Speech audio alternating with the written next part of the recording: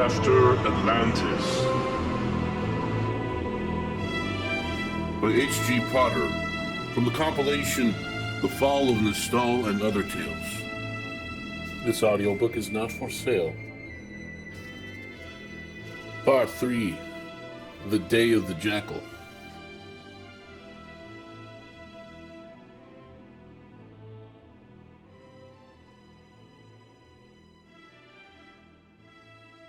Well, Heptha, I must say, you have quite outdone yourself this time. To describe in such great detail events that never happened. As you can see, Epinanias is right here before you. I am not dead. I am alive. You were my servant at one time, and as you said, the Epinanias in your story, whom you depicted as speaking his last words, giving away his ancestral plantation to the so-called character of his tongue. None of this happened. My friend, I'm not sure why you would create such a story and come to me to tell it to me, or if you maybe just already knew a story and inserted me as a character in it. However, I have to say it is quite unnerving to hear. Certainly it is unnerving to hear of one's own death, for it is not, as you say, an imaginary story. In fact, it is a history. However, it is a history of events that have not yet occurred. It has come to me that it will occur. My friend, we need you to do this for us, to die for the Republic in this way. We have made arrangements so that you may give your life so that men can be free from tyranny. What you have heard, indeed, is a history that will be written. But it will be written by you. Being a famous historian, we wish you to write the history of your own death, so that nothing else may be made which would suggest otherwise, that your motives were unworthy, things that other historians might write. By means of this dramatic incident, you see, the cause of the Republic will achieve the sympathy of the people, and we will initiate a righteous uprising against Balgud and his red asceticism, of which he is a great fanatic. Otherwise, the people, especially the youth, will remain complacent in the acceptance, almost universal now, of the carnal license, and that immoral incorporation of hedonism into the traditional rituals of your gods. There will be no remembrance of the austere rituals of your ancestors. Natural piety will become corrupted into base depravity. But would not the waning of the cult of our traditional gods be a great boon for you, Ammouri? And your strange take on our Eldark scriptures, namely that there is but one God. Yes, but that he became a man, the Nazarene. Not necessarily. The red asceticism will not cease with the corruption of traditional paganism. After it has brought low and enslaved all the cults of the Olympian deities, it will then turn to the Eldark and Ammouric cults and corrupt them. Indeed, I fear this has already begun. If you do not help us to free your own pagan kind, think of what it will do to the truths revealed in the Eldark texts. Heptha, your plan will not work. In Regulum, all of the populace knows that I am an Eldark and observe the cults of the traditional gods. You have Epinanias calling out on Ambrosius Ammouri, that angelic entity, as he is dying. I would not do that, nor would anyone agree to murdering me in such a way and then being slain themselves, as you have Vistan doing. They would believe. You spent how many years is it now studying the Ammouric doctrine under old Butterham? A faith which in the end you foolishly rejected. I imagine that you didn't mind it, because you could argue well against the Ammouric devotees like myself. But I warn you, wisdom of this sort that comes from God is not something merely for debate or to be brushed aside. It must be lived out. We have already spread report in Regulum that you are considering a return to the Ammouric faith, having failed to find anything of the all-being in your desert meditations. But that is not true, Hebtha. I demand that when you return to Regulum, you correct this rumor. My meditations into the remote quietude have proven very fruitful. How can a Christian like you lie? It were not a lie, Mtns. It is a prophecy. You will show yourself worthy of the Republic by sacrificing your life in the hall of royal and noble inquiry and being murdered by Vistan. I will not. That is absurd.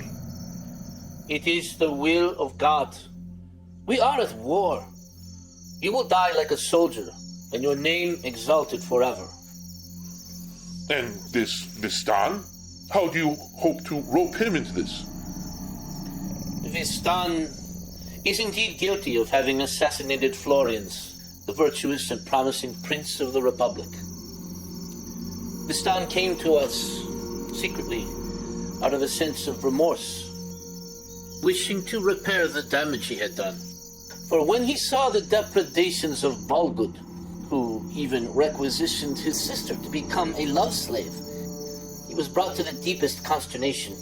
Instead of turning himself over to the authorities, who would simply use his execution to downgrade the old royalist faction and further bolster Balgud, Vistan decided to make a sacrifice. Vistan is an Ammouri and a sinner. He has agreed to do this penance, which will save his soul, to so die in battle against tyranny. So intent is he on this, that he is willing for his own name to be put down in disrepute, to be written down in the history books as the villain. Vistan has been instructed as to how it shall transpire and what he is to do exactly, and how he is to die. He has agreed to this, because the Republic cannot be saved without this. Vistan has taken this role of impassioned villain, and he has been preparing for a long time to be slain as a criminal, to die with a bad reputation, and to die in disgrace, committing a sacrilege in the court. Vistan wishes to do this because even though he is a monarchist and would have the kings of old restored, nevertheless he has seen the virtue of the Republic and is not able to bear the shame, the eternal shame, of his own royal family and all his descendants being slaves of Balgud, servants of the Red Ascetic. How it would be a much greater disgrace for the Republic to be lost if men were to do nothing. Men must act. Men must do what is right. It is incredible for me to hear these things, Hebtha. That you are a member of the Mad and Scared Dogs? Not only a member, I am one of the head bosses. I have come here on this mission with high authority, and I do so with great trepidation, but also with faith that you will make the right choice. You see, Mtns, after the Centaur ambush, I fled and was taken to many places, and I saw many lands. However, I did end up back in Regulum, but I found myself without any work, having been an ex-slave, so I joined the Thieves Guild, and it was through the Thieves Guild that I was introduced to the reactionary politicals, in which I advanced considerably. I am indeed myself a member of the Mad and Scared Dogs. Mad, because we are infuriated at the loss of our freedoms to state control. And scared because we see the decline of virtue in the citizenry, their abandonment to base pleasure and every vice. and so we are dogs, by which is signified men of faith, who, though of different breeds, nevertheless have the same goal: to hunt the jackal and capture him, to overthrow the wicked tyranny of our time. I wish I could help you, but it is not the Eldark way, your plan. Nor does it coincide very much with how the Neoplatonic interpreters have understood what it means to act in righteousness. Not concealing any motive, but representing oneself openly and clearly. What you say is a worthy concern, Epinenius, for how can the All-Being, as you call him, accept such machinations? We, who are the mad and scared dogs, however, are not merely superstitious extremists seeking to control the state. Among our members are counted not only Ammouri, but Eldark, like yourself, as well as a number of pagans. We are very aware of all that is at stake. Christ our Lord himself taught all things openly, and we can never do evil in order that what is good, in this case the restoration of the Republic, might come of it. However, for men to observe that ethic in all things strictly, it would make it impossible for states to make war and for the public good to be defended. You see, Epinenius, we are no mere insurrectionists. We are men who have developed a counter-conspiracy against the defrauding of the state, to displace the ancient conspiracy of iniquity, of which the Black Book has detailed record. Our counter-conspiracy, however, requires sacrifice. No lasting good can be brought about without the sacrifice of virtuous men like yourself. Your reputation in Regulum is of such high esteem on account of your histories that your murder will incite a terrible revolution against the cabal of Balgud and his red senators. However, it is up to you. Give your life in this way, and our glorious Regulum will be preserved. Save your life, and I fear all Regulians and Vermilions will become enslaved to the red ascetic. I imagine that you used the same words when you went to Vistan and managed to convince him to give his life for the Republic. A man who has clearly an unbalanced mind. He came to us. He must have had many dark thoughts. He had to speak with someone. He knew that we were a clandestine organization.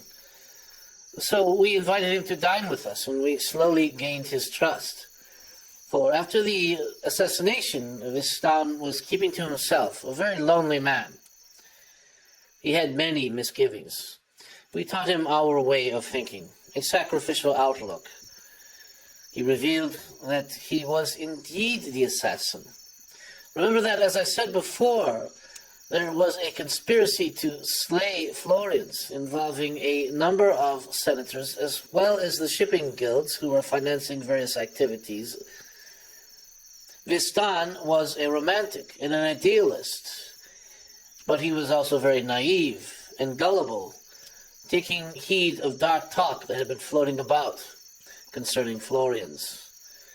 He highly treasured the ancient kingship of Tarquin and the other kings, insisting that the only way to secure the dignity of his own royal clan, as well as the welfare of all, was to restore the line of ancient Roman kings.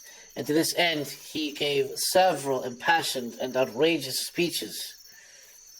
This was when Balgud and his Crimson Senators came up with their design to use Vistan. By devising a strategy of compounded events so engineered, the hope was to induce Vistan to this grave deed, they themselves feigning that they longed for the restoration of kings and a return of submissiveness of the commons, privately whining and dining Vistan, filling his head with lies about Florians, that the Hegemax's charisma was merely an act, that he was truly a man of low character who would destroy the old Vrith lineages if he was allowed to continue. When at last Vistan's wife finally divorced him in favor of a popular actor, a man also well paid off with many connections in the political acting and scenes. Those who were influencing Vistan convinced him to pin all his unhappiness on Florian's, not on the actor, for this actor was a personal friend of the Hegemox. Vistan at once gave an enraged speech on the Senate floor, calling for the exile of Florians.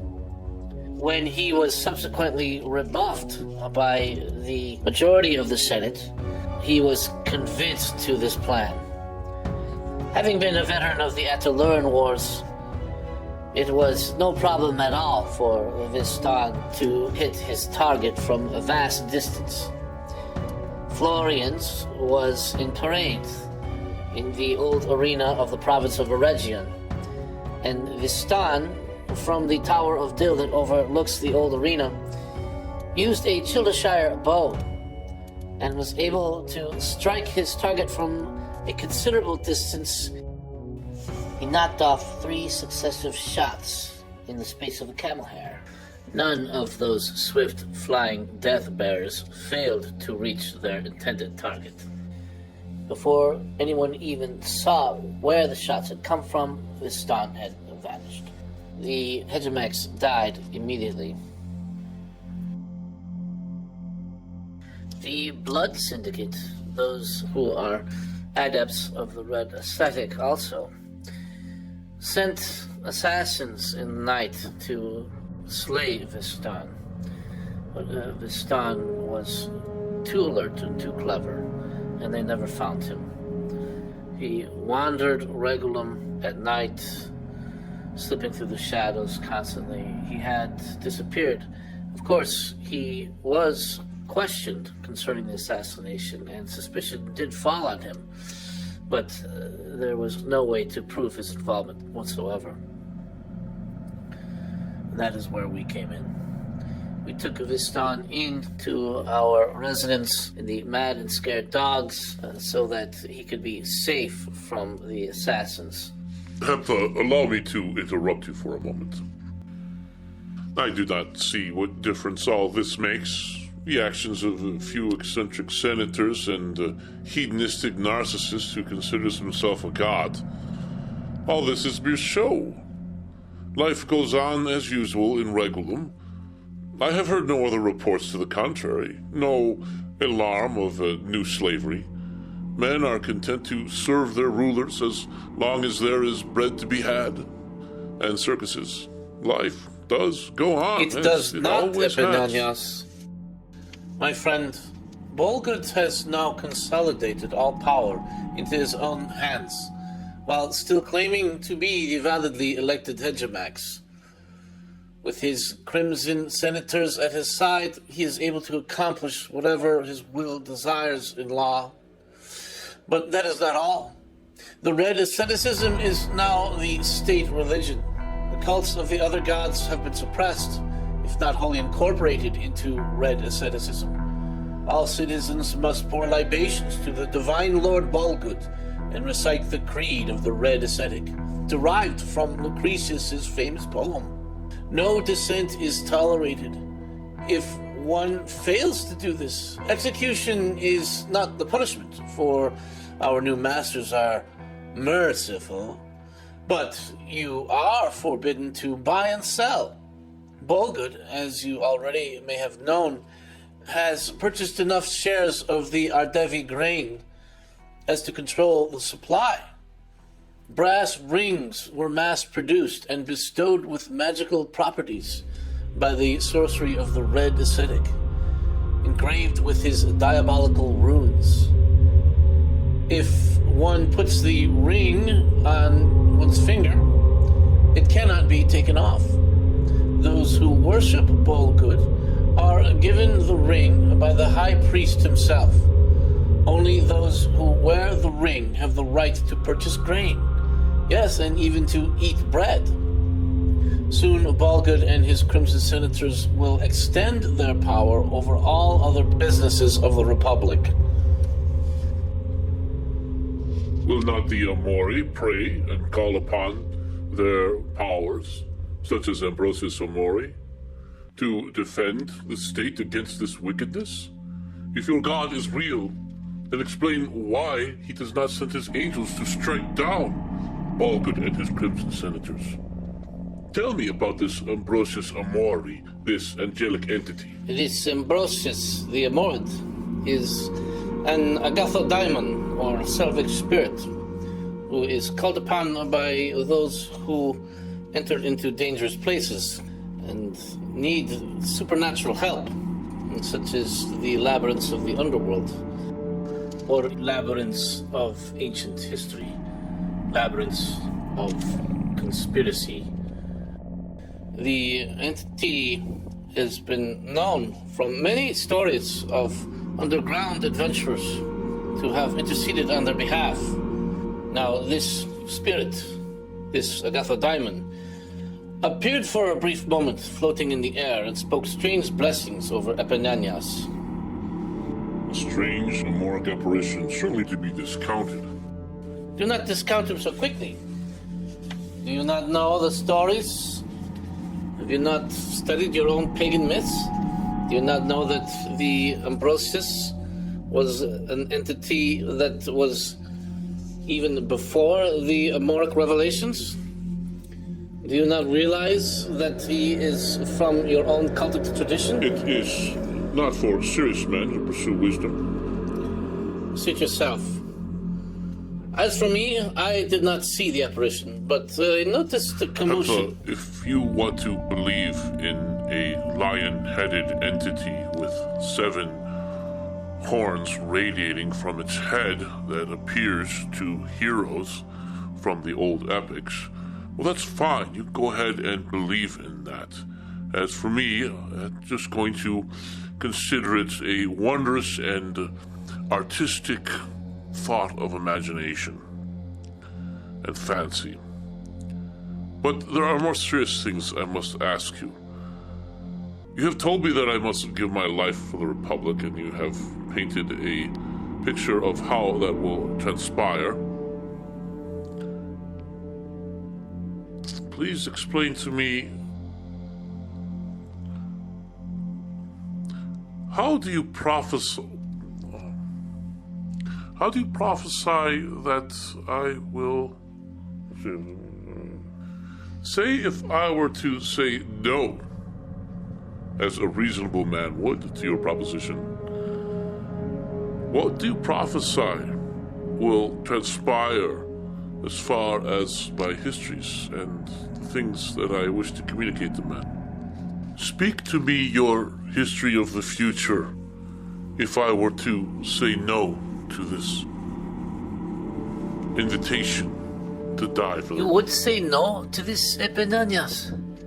That would be even more unbelievable. I do not know if I would have the ability to relay such despair to my fellow countrymen. For it would surely mean the end of the resistance and the permanent cancellation of the righteous revolution. Our war would become shame and defeat. You wonder how that could be? Do you not understand your reputation, Epinanias? Not only among the literati, but also among the commons? Your histories certainly gained you great fame among those nobles and aristocrats who have the time and the leisure to read. But they had no effect among the common man.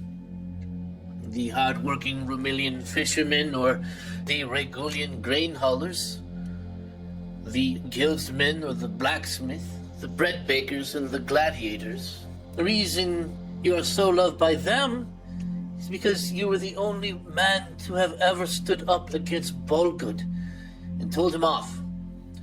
All others who fell into disfavor either fled or were found dead.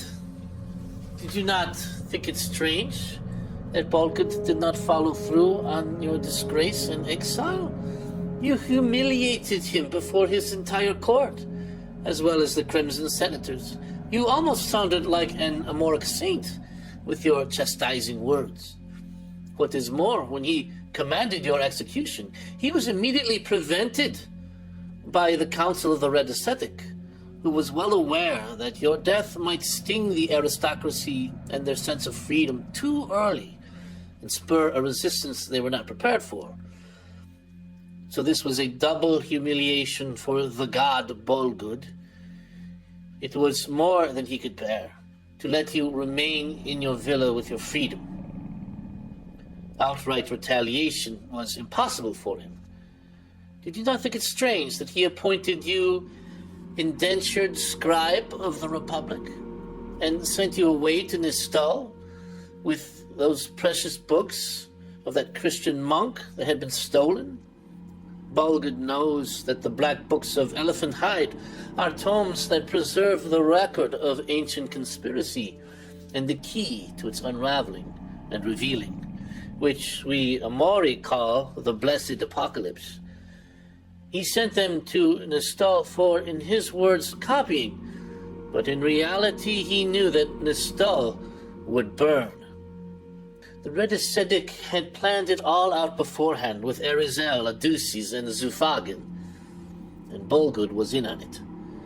Nystol with her magic could not be the hegemon of the kingdoms. The Republic was the only power left to counter Nystol, and Bolgud would never let ancient learning kept in her towers to get in the way of the triumph of his glorious Red Asceticism. I suspected as much of Bolgud. However, I am not setting my face against him. We Eldari have renounced the old way of revenge. I would not take retribution against Bolgud even if I were master of Nystol herself. We do not seek revenge on your behalf, Epinanios. What we seek is a reckoning, as Nystol saw her reckoning. A reckoning. It is true what you say about Nystol. My researches indicate that she kept much more in her library towers than merely magical scrolls.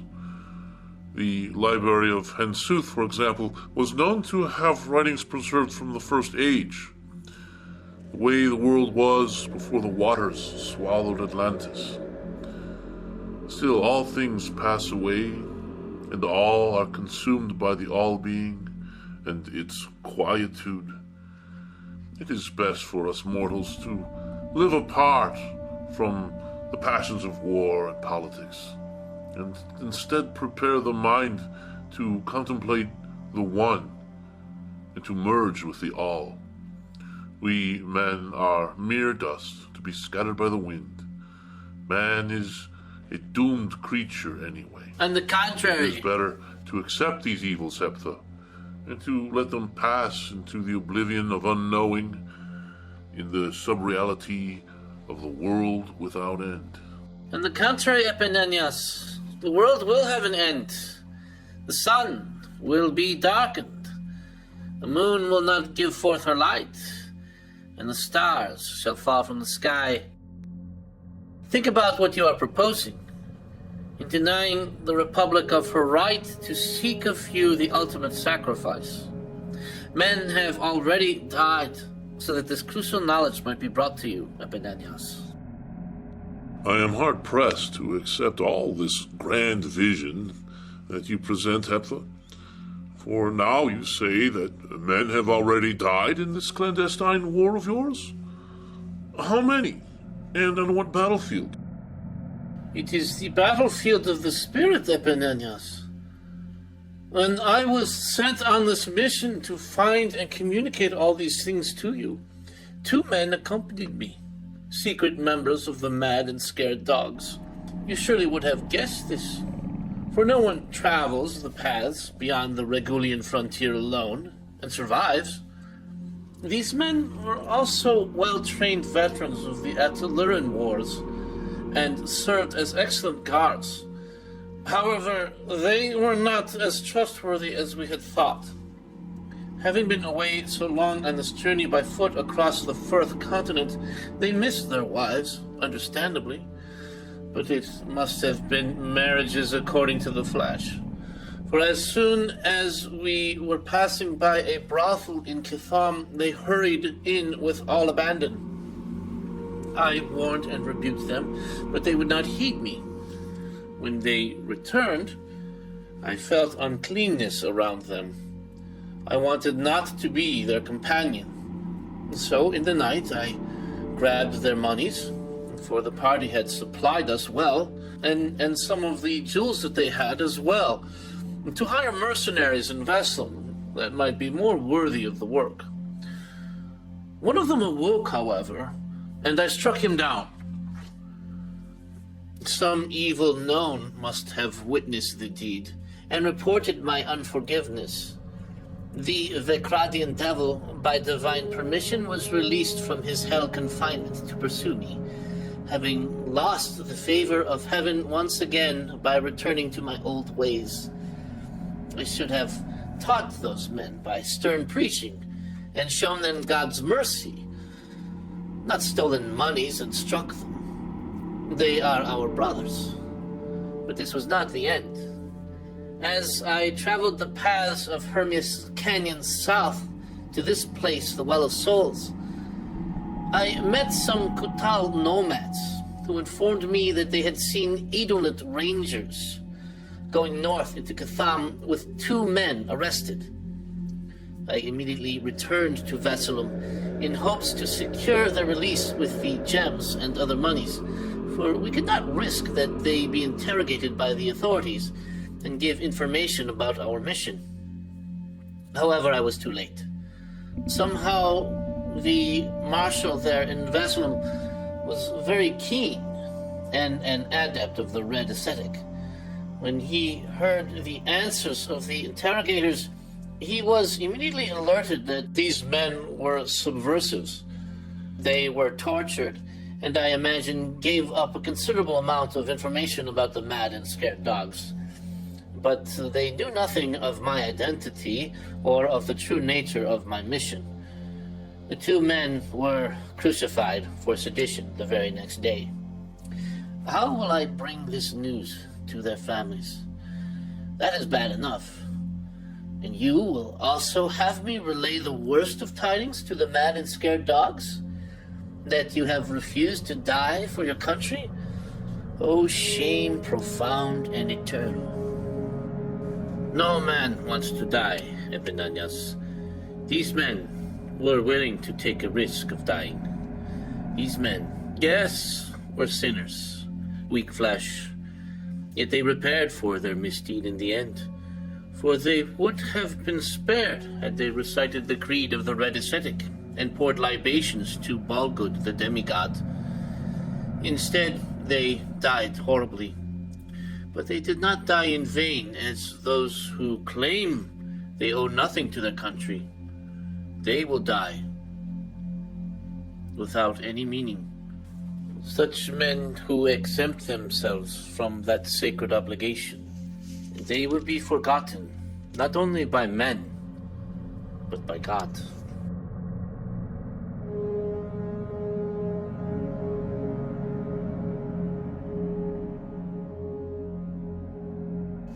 I have become weary now of talk, for I have disclosed much to you.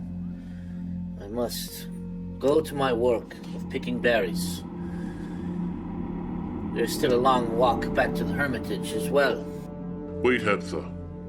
You have not yet given me the prophecy that I requested about what will in the future transpire if I refuse to join your cause. It is not my cause, Sepinanias. It is the cause of the Republic and of freedom of your people. I cannot just summon the spirit of prophecy at will. God alone chooses the prophets. I am but a messenger. But would not your God make an exception in these circumstances? Have you not studied our Ammouric traditions concerning the Regulum? I do not recall that term. The Regulum, the angels, by the hand of God made, invisible minds of high power and illumination, spirits that have no corporeal make and communicate by light. At the beginning of time, they could see all the consequences of their choices. When Lucifer rebelled, they all were to make their choice, for or against God. They could see all that would befall them from their choice, and the ultimate condemnation for those spirits who, filled with pride and envy, took up arms against heaven. So did they choose, and there was war in heaven. We, who are mere flesh, however, are different. Our minds cannot foresee all consequences of our actions, our choices. It is not permitted for men, for we walk by faith, not by sight. Will not your Nazarene have mercy on us in this circumstance? Could he not make an exception? Could you not seek this favor of him? It is surely asking too much of the divine generosity. But I will pray. It will take several days of propitiation, for it would be a great favor indeed, of which neither of us is worthy. Thank you, Heptha. And of course you will consider, in turn, deeply, all that I have communicated to you today. Epidenios, I beg you to humble yourself and do what is required.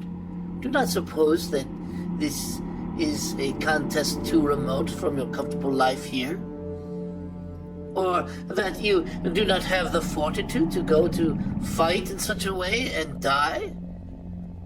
You were made for this fight. The Republic nursed you with the milk of knowledge from her breast since you were a child.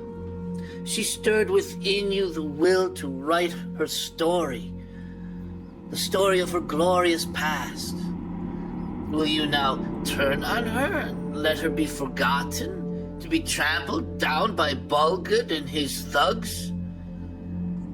Heptha, does not your religion teach that men must obey authority? Then why do you not accept Bulgud as hegemox?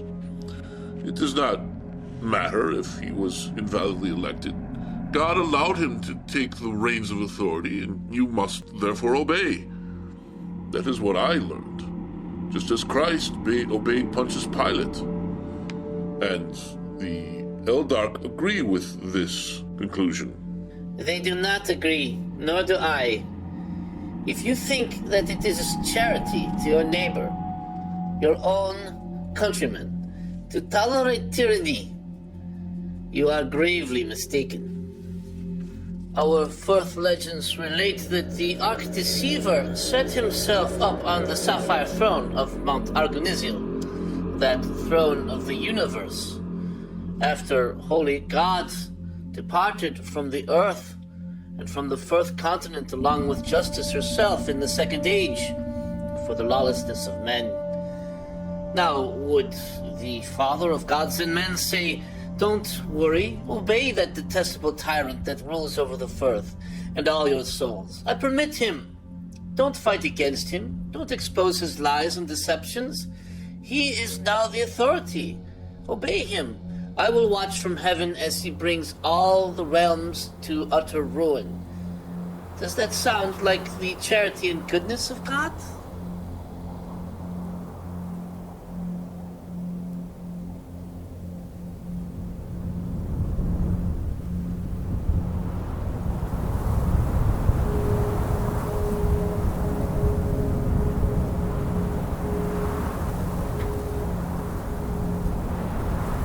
Lo, a great desert wind has come upon the mountaintop.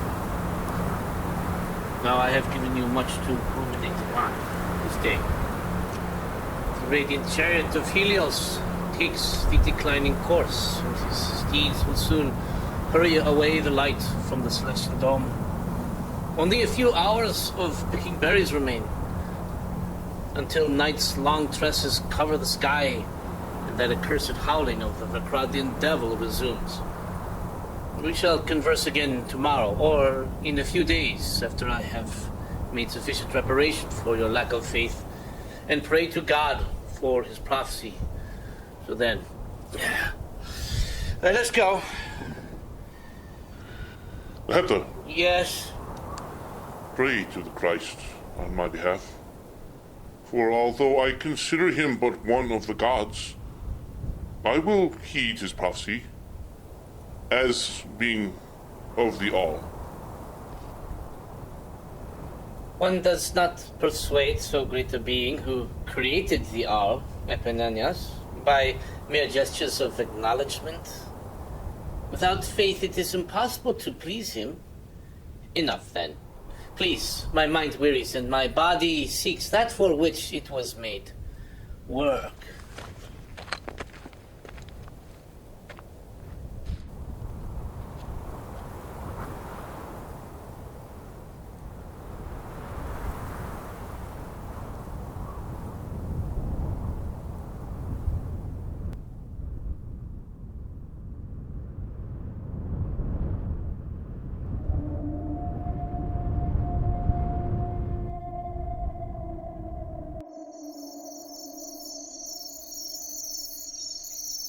I have prayed Epimenias for 3 days. I have besought the divine providence, that God might communicate to me, his unworthy servant, the answer to your request, for a history of the future, were you to seek some alternate path other than the sacrificial one that we were discussing.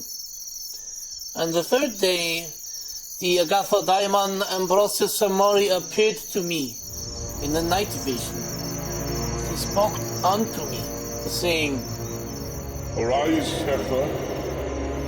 Did you not know the Lord your God, whose name is holy, and who is above the heavens, does not give the secret prophecy of life and death upon request? This is because it would seem as a prognostication, fortune-telling, which God in his generosity has forbidden. Were he to make exceptions, men would start to worship God in order that they might be granted knowledge of the future, and so obtain power against each other. This is heinous to all heaven, and the penalty of the one who would ignore the prohibition, as did King Saul, is eternal death. I did not reply, for I was in fear of my own foolishness in consenting to make such a request, and hoped that the offense would not be held against me. In tears I looked upon the 7-horned, lion-headed angel, robed in light, and merely whispered his name, Ambrosius. He spoke again, saying, But the Holy One who sits on the throne said this, Epsha shall inform Epimenias that it is not granted to those men who do not worship in spirit and in truth to have any authentic self-knowledge. However, an exception has been made in his case, since he does seek after truth and is a man of goodwill, since he is being asked to die for his country and become a martyr for freedom. Indeed, freedom to worship God in a time of great peril for the civil lands. We do permit that Ambrosius the Agathodaimon himself communicate this unseemly gift. A history of his own histories, were he to deny truth and choose his own life over that of his country. But be he warned, it is not the future, not a determined thing, as that is not possible. Nothing is determined in the will of men, but what they themselves choose. Even unto the very end are they free to serve him or nay. Therefore, it is only one of several more likely, nay, most likely possibilities of things that shall or shall not come to pass. The angelic being and guardian of deep sieges then faded from the sight of my mind's eye. This I will now instill in your mind, as in mine did Ambrosius instill. Write it down, for it will be forgotten once it is told. It goes like this. Epimenias went to Regulum with me. At first he wished to give his life for the Republic, but faced with the coercion of doubt, he relented. He kept it to himself, however, and began to seriously scrutinize our plan and the possibility of freedom for the Republic. He said nothing to us, but came up with his own plan, since he is aging, but wanted to keep his famous reputation and not allow anyone to record that he was dishonorable and refused to give his life for his country. He decided to try something else, in the way delineated, however. As he had no wife or anything else in life save his histories, he must save them. And how many might extol his histories all the more, were he heard to have died a martyr. An older man, he might be dead a few years anyway. What if Bolgood, in his madness, were to immediately confiscate all existing copies of his histories, as he had done with the poetry of the Ammouri? It would certainly make sense for him to do that. Epenanias asked himself, how might I live and at the same time preserve my fame? Could I hire someone who looks like me to die in my place? But who would sell his life in such a way? There is surely no one. Still, there must be a way. On account of his great knowledge of things and of his cleverness, being a historian, Epenanias came up with the most ingenious plan instead. A certain bestiary he had once examined when he stayed at Nystol in his early days came to his mind. It had been titled The Intermundane Bestiary, written by one Chrstnity. There is an entry he found therein, an entry on a certain creature of the underworld, a curious being called in Latin a duplevagus. Intelligent and yet very mysterious. A disturbingly humanoid, grayish, remote, bipedal stalker, but with a kind of exoskeleton and exposed brain.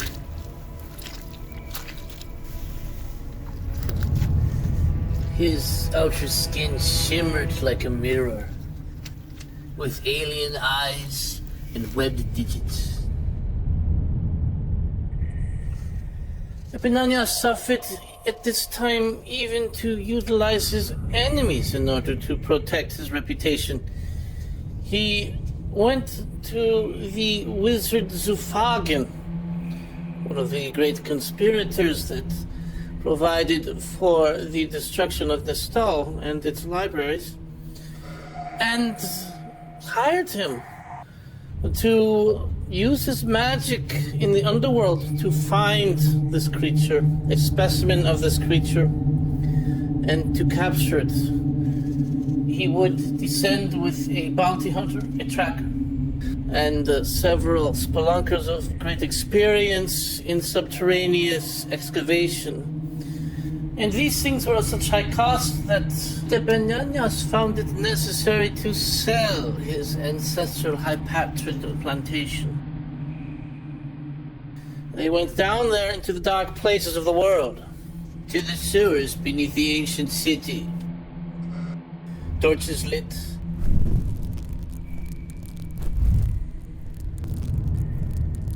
And very carefully made their way to the caves of Kakon, where the creature was rumored to dwell.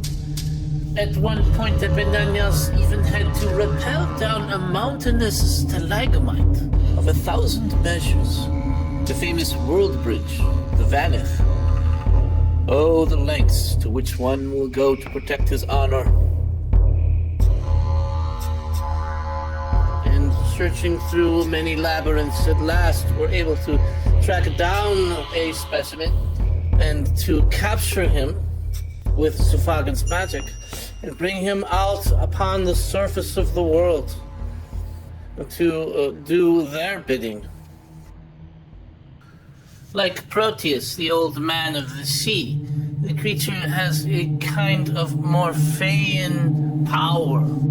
The uncanny ability to shift its appearance at will, to imitate any other humanoid, including clothing.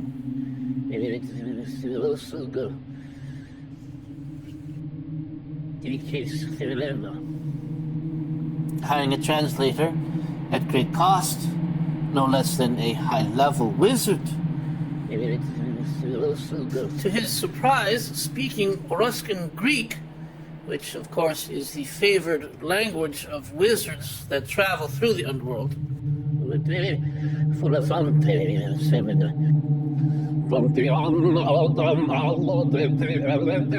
Epinanius told the creature that he could win his freedom back by appearing in the Hall of Royal and Noble Inquiry on the day appointed, and morphing into the semblance of him, Epinanius. Oh, cruel selfishness. To not even permit a lowly creature of the abyss to mind his own little life, but enslave him as well, and have him murdered without his knowledge. Hey, Stultior, Asino, huh? Huh? Stultior! Oh, great lowness to which a great man has sunk, so that he might preserve his own fame and reputation. So did one who seemed like the man Epinanius die there on that day under the blade of Vistan, and died bleeding to death on the floor. But it was not without great mystery. For the shape-shifting creature shifted back to his own visage after the blood had seeped out of him. People were very disturbed by what they saw, and they did not understand. And great suspicion was aroused. Was this Epinanius? Who was this? All had confirmed that they had seen Epinanius sitting there in the hall.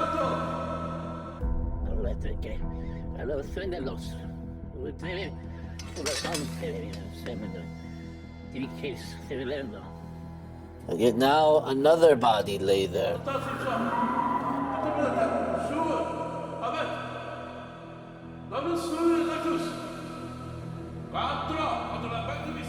So it was, and the questions were never answered. The creature only seemed to die, however. Understand that this entity, as is written in the intermundane bestiary, as well as Guy of Zaraga's manuals, has an extrasensory perception. And with this sense perception outside of the normal range, was able to determine that something was wrong. And in so determining, had been able to create armor for itself. The creature was able to simulate wounds and blood seepage by means of sacs that develop on its chest for that very purpose. He also can assume a death-like state, but not maintaining disguise. When the pseudo-Epinanius creature was about to be burned in the funeral pyre, an argument broke out between Epinanius' family and his clan and the physicians who had examined the corpse. There was a huge crowd. The family disagreed that it was the body of Epinanius and refused to recognize it and refused to let it be burned so that they could not disprove what the physicians were saying, who argued that it was indeed the man, and he had contracted a rare and terrible disease that mutated his features.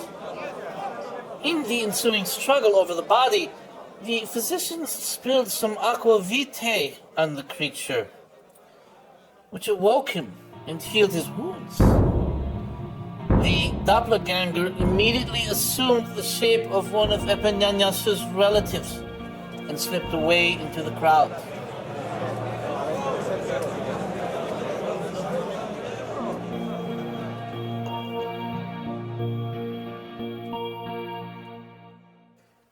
But things are never so simple as they appear. Vistan, you see, after he had been arrested for slaying Epinanias, was questioned as to his motives, and he quickly pointed out to the Regulian tribunal that he had not slain Epinanias, but had slain a netherworld creature who had mysteriously guised himself as the famous historian, as was evident from viewing the strange corpse, for he had that day noticed some very suspicious things about Epinanias, such as webbed fingers. Since the physicians could not positively identify the corpse as Epinanias, it was impossible to find him guilty. Although he was found guilty of having desecrated the Hall of Royal and Noble Inquiry with an act of unlawful violence. But being of the old royal bloodline, could not be administered the usual punishments. Imprisonment in this case. When Balgud found out about this, remembering Vistan's ability at assassination, he decided to keep his enemies close, and so saved Vistan by appointing him to the Praetorian Guard, which is, of course, illegal for royals to enter into the military. But Vistan was found to be in the elite inner core, those who swear loyalty to the Hegemox himself. Vistan quickly became the top imperial assassin and would be assigned to several jobs in a number of our embassies located in foreign lands to rid the world of revolutionaries. However, the occasion of the overthrow of Balgud, devised by the doppelganger, would happen even before Vistan departed. The creature returned to Epinanias, glad to receive his freedom, having fulfilled what was required of him. However, before leaving, he inquired of the Thieves' Guild, hoping that Epinanias, who had employed the bounty hunter and wizard, might also provide to recommend him for employment with the guild, as this creature did enjoy the acquiring of shiny objects. Epinanias, however, wary that his dark plan, which had failed, might be uncovered, said that he knew nothing of such a guild. The Duplevagus' extrasensory faculty immediately kicked in, and he detected the lie, even though Epinanias by now had become an expert liar.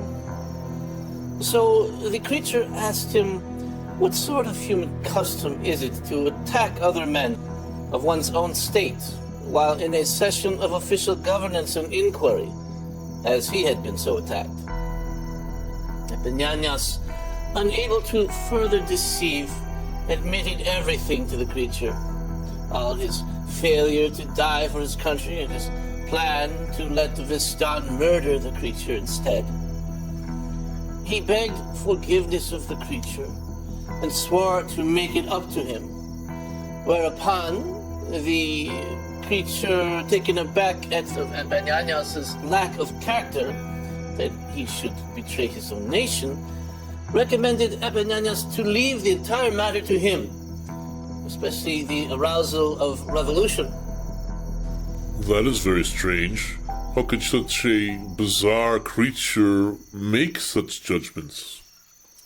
You see, the doppelganger was not ignorant of human affairs, and in his underworld city, far beneath the earth, confessed that his kind studied humans from below, just as humans do study them from above. And so he was aware of Balgud, the Red Ascetic, and the decline of the Republic. nor did he desire the demise of so noble a state. For indeed, he could have escaped from the bounty hunter and wizard easily several times, but had never been to the surface of the world or seen the Republic, whose histories he had read about in his subterraneous academy. Indeed, he had read Epimenias' histories, written in the Etruscan Greek, as Epimenias' father, Kephalaus, had been born in Eruska, and had taught Epimenias Greek.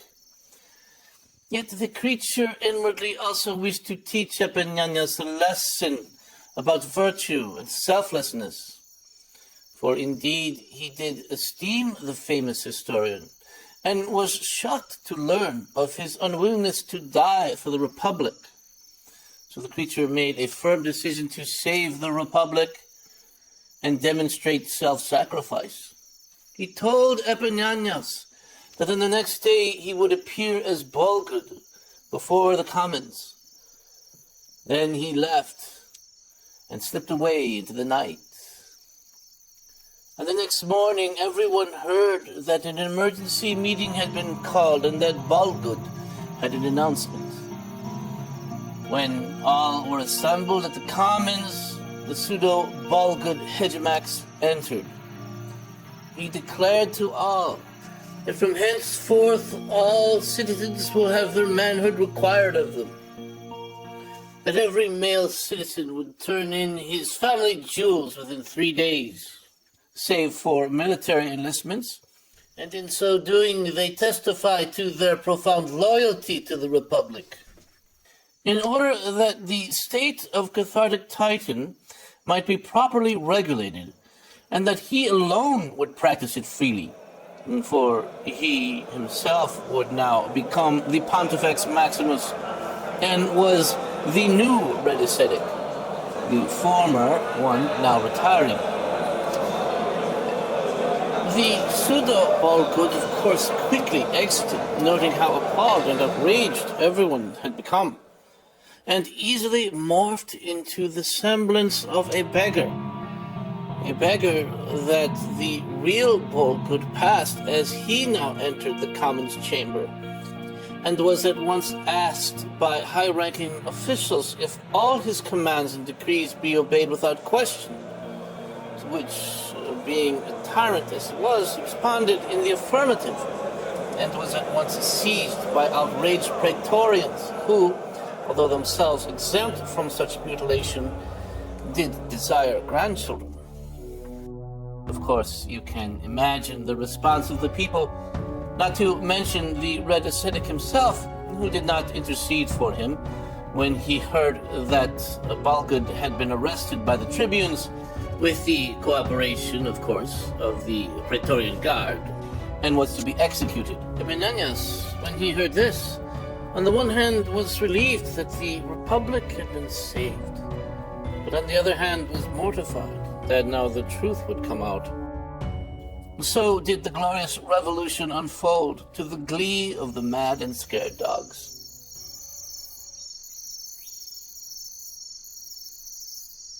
Vistad, as elite Praetorian, was able to convince and maneuver himself into great favor with the Crimson Senators, who were, of course, grateful that in the power vacuum that had followed, Vistad had kept his peace about their involvement in Florian's assassination. In fact, they were so concerned about their own necks on this account, for the mad and scared dogs were always in their mind as ready to get them, putting various individuals on trial for betraying the Republic. So the Crimson Senators immediately proclaimed, by special acclamation, Vistad to become Hegemox, indicating by aggressive speeches to the Senate and Commons that this should be done. So did they retain their influence in the Senate, to the dismay of the mad and scared dogs, who now were in fear of the new Hegemox, Vistad, who knew absolutely everything about them, where they were, what their various plans were, their alternate identities. They quickly returned to their dens in the shadier parts of town and ceased all activity as Vistan was proclaimed hegemox by the Praetorian Guard. All this, of course, being illegal because those of royal lineage may not hold office by ancient custom, a custom established by none other than the Roman hero Regulus himself, founder of our glorious republic.